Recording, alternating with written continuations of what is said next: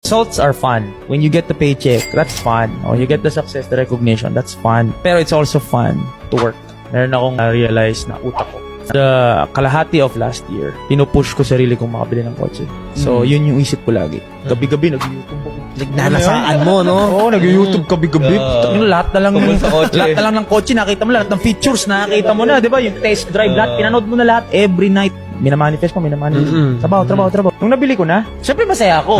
Masaya ako. And then sabi ko kay CK, babe, ano yung sunod? That's it. There's fun in getting it, but there was also fun in working for it, pare. Yes. Kailangan ko ulit yung challenge na yun. Anong next? Greedy man yung dating, but again, at the same time, wala kayo nakapakan tao. Sarili mo challenge mo. Ano yung next? So ngayon, meron talaga akong mga, ano yung next na gusto kong bilhin na mahal?